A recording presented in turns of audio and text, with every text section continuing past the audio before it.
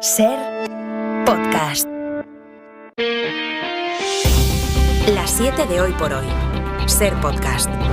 Hola, muy buenos días. El pulso de las jugadoras de la selección española de fútbol que amenazaban con abandonar la convocatoria de Montse Tomé si no hay cambios de peso en la federación se resuelve, al menos por ahora. 21 de las 23 jugadoras han accedido a viajar a Suecia con la selección después de una noche de reuniones intensas con el sindicato de futbolistas FUTPRO y con el presidente del Consejo Superior de Deportes, Víctor Francos, que al filo de las 5 de la madrugada confirmaba que no habrá consecuencias para las futbolistas que abandonen la convocatoria. La primera cosa que se les ha dicho hoy en la reunión, la primera que he dicho yo en la reunión, aparte de presentarme y decirles hola, ha sido quien no esté a gusto, quien no se vea con fuerzas, quien por la razón que sea no considere que tiene que estar aquí, que sepa que no se va a encontrar ni en la Federación ni en el Consejo Superior de Deportes un proceso sancionador. Ha sido una noche intensa en ese hotel de Oliva de la que se sale. ¿Con qué compromisos, Sampe? Buenos días. Buenos días, Ángels. Pues después de seis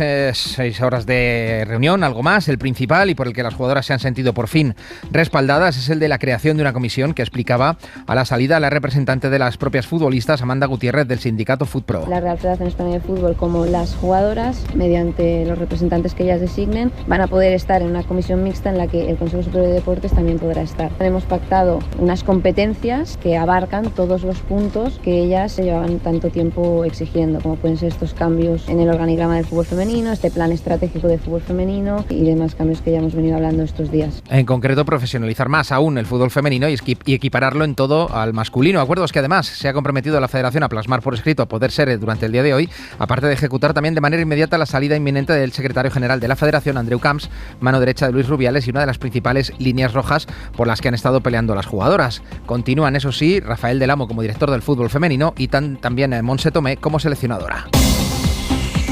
Nin máis, nin menos que normalizar nesta Cámara o que xa é normal para millóns de cidadáns e cidadás. Eta gaur hemen, Madrilen, Espainiako Estatuko Kongresuan euskaraz mintzatzen ari gara. Jo avui aquí parlaré en català, primer perquè puc. Por primera vez en 45 años de democracia, el Congreso de los Diputados permitió ayer el uso de las lenguas cooficiales en un pleno extraordinario que dio luz verde a la reforma del reglamento de la Cámara. Un pleno marcado por el show de Vox, que abandonó el hemiciclo soltando los pinganillos de traducción simultánea en el escaño vacío de Pedro Sánchez, y por esta intervención del portavoz del Partido Popular, Borja Sémper, combinando el español y el euskera. Sortea handia dugu. Hau da egia. España hizkuntza komun bat partekatzen dugun. Frases en español y después en euskera, y en español después, que han causado un gran malestar en la bancada popular, donde hablan de una intervención impropia y de un ridículo espantoso por parte de Sémper, que solo un día antes había dicho que su partido no haría el Canelo usando las lenguas cooficiales en el Congreso. Javier Ruiz Martínez, buenos días. Buenos días, Ángels. Presenciando el pleno desde la tribuna de imputados estaba el líder de Esquerra Republicana, Oriol Junqueras, que sorprendió a todos al afirmar que el PSOE se había comprometido ya en agosto a sacar adelante una amnistía para los presos del Procés como parte del acuerdo para retener el control de la mesa del Congreso. Nosotros estamos convencidos que la amnistía, igual que el reconocimiento del uso de la lengua catalana y aranesa y euskera y galega, forma parte ya del acuerdo al cual llegamos con el Partido Socialista de cara a la constitución de la mesa del Congreso. Desde Nueva York, donde asistía a la Asamblea General de la ONU, Pedro Sánchez evitó ayer hablar de la amnistía, dijo que hablará claro cuando toque y confirmó que no contempla una repetición electoral, solo un gobierno progresista. A esta hora también hay que prestar atención al temporal de lluvia que está golpeando el litoral mediterráneo. Lluvias torrenciales que ayer por la tarde afectaron de lleno a la isla de Mallorca, al entorno de Valencia, donde registraron más de 30 litros por metro cuadrado en localidades como Silla y en la comarca de Utiel-Requena. Y a esta hora la EMET tiene activada la alerta por tormentas en toda la costa catalana y en la provincia de Castellón, aunque la situación más preocupante está en Baleares, donde todas las islas amanecen hoy con aviso naranja. Radio Mallorca, Mamen Municio, buen día. Buen día. Las fuertes lluvias han dejado más de 67 litros en Palma Universidad, casi 90 si sumamos la tarde de ayer. También en 40 litros se han recogido hasta el momento en la Serra de Alfabia y en Santelm. Las rachas de viento, también protagonistas, han llegado a los 105 km/h en el Parque Nacional de Cabrera. Los servicios de emergencias 112 han atendido hasta el momento una veintena de incidencias, sobre todo en Palma, por inundaciones, semáforos o cortes de luz. Desde el 112 avisan, a esta hora hay una banda de lluvia que avanza por la isla, con lo que se espera un aumento de incidentes. Y hay más noticias de la madrugada. Porque mientras dormían, Bayo, se desarrollaba en Nueva York la primera jornada de la Asamblea General de la ONU. En la que hemos escuchado al presidente ucraniano Volodymyr Zelensky reiterando en persona su alegato contra la invasión rusa. Y advirtiendo de que el odio hacia una nación se puede extender a otras. También hemos escuchado en la tribuna de Naciones Unidas al estadounidense Joe Biden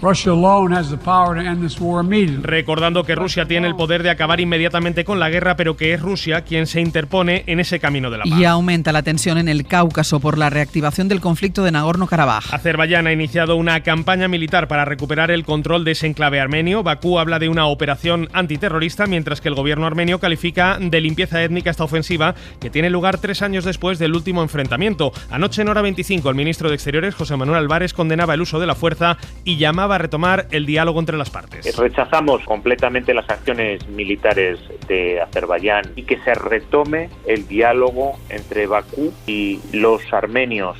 Es miércoles, es 20 de septiembre.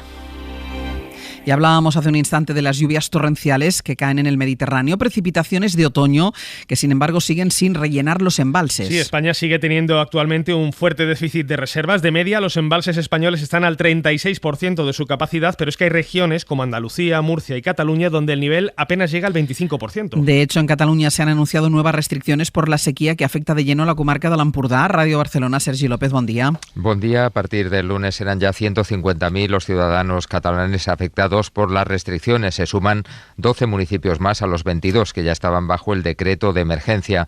Son poblaciones como Figueras, Rosas o Cadaqués, al noreste de Cataluña. Con la alerta decretada en estas localidades se restringe el uso de agua, 200 litros por habitante y día, y se reduce también el consumo de agua industrial. Además, se prohíbe regar jardines y zonas verdes, así como lavar coches en espacios particulares y llenar piscinas. En estos momentos, las reservas de agua en Cataluña son solo del 22%. Los temporales de finales de verano o principios de otoño no son nuevos, pero cada vez sí son más intensos y destructivos. Lo hemos visto recientemente en Grecia, en Turquía o en Libia, con el desastre de la riada en Derna. De hecho, un informe científico atribuye al calentamiento global esta intensidad del último ciclón que hemos visto en el Mediterráneo, el ciclón Daniel, que ha sido un 50% más potente de lo que hubiera sido sin el cambio climático. Es una información de Javier Gregory.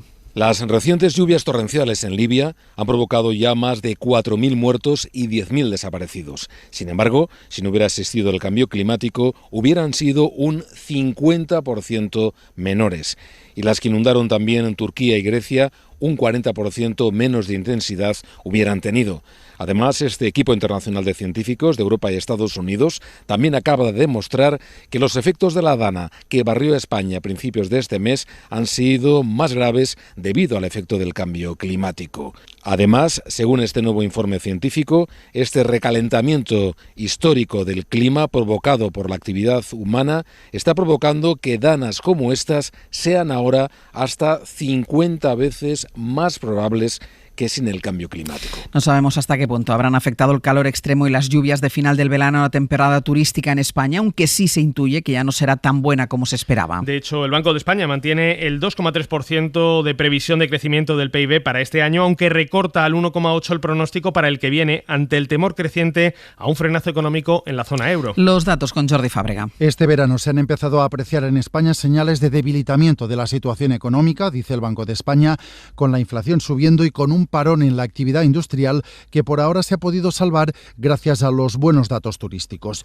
Pero el Banco de España estima que esta situación ya está frenando el crecimiento del PIB durante esta segunda mitad del año y frenará aún más el avance económico de 2023 hasta el 1,8%. La economía española se ve afectada por la ralentización de las economías europeas porque son nuestros principales mercados de exportación. Es la vicepresidenta en funciones, Nadia Calviño, destacando que pese a esta desaceleración prevista, España crecerá tanto este año como el próximo más que la media europea y con una inflación que, según el Banco de España, subirá hasta el entorno del 5% a mediados de 2024. Y hoy estaremos también pendientes de la decisión de la Reserva Federal estadounidense sobre los tipos de interés. La directora de 5 días, Amanda Marsh, nos deja su análisis sobre la presumible subida de tipos en Estados Unidos. La Reserva Federal de Estados Unidos anuncia hoy su decisión sobre los tipos de interés. En su última reunión, en julio, los elevó hasta el nivel más alto en 2 décadas. También lo ha hecho el Banco Central Europeo. Los banqueros centrales están subiendo más y más el precio del dinero, jugueteando con el riesgo de crisis, con el fin último de situar la inflación en la sacrosanta meta del 2%. Pero este objetivo, este 2% que parece escrito en las tablas de Moisés, ¿de dónde surge? ¿Es una cifra mágica inamovible?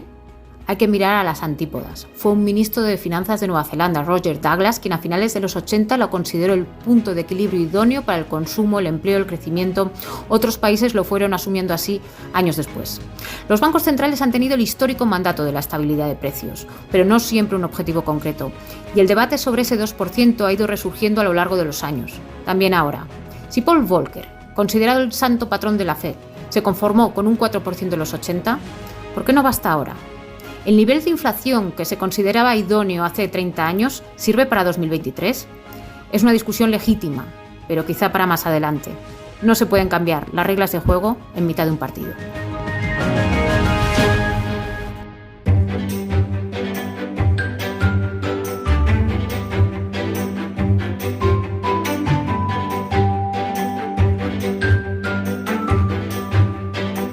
Nos vamos hasta Galicia. Lara Salgado, bon dia. Bon dia. Y hasta la Comunidad Valenciana. Ana Talens, bon día. Bon día. Son las 2 comunidades elegidas hoy para que nos cuenten algunas noticias del ámbito local, como la que nos llega desde Galicia, Lara, una investigación que demuestra cómo la música influye en los genes de personas con enfermedades degenerativas. Además, ¿te acuerdas, Ángeles, de que en esta misma sección Ricardo Rodríguez os había contado que estaba en marcha esa investigación? Pues bueno, hoy tenemos ya por fin las conclusiones. Este proyecto llamado Sensogenova ha demostrado que la música impacta en todos los procesos cognitivos, no solo en las emociones, que es lo que se sabía hasta ahora, y que lo hace mucho más en pacientes con enfermedades, por ejemplo, como el Alzheimer, que en personas sanas.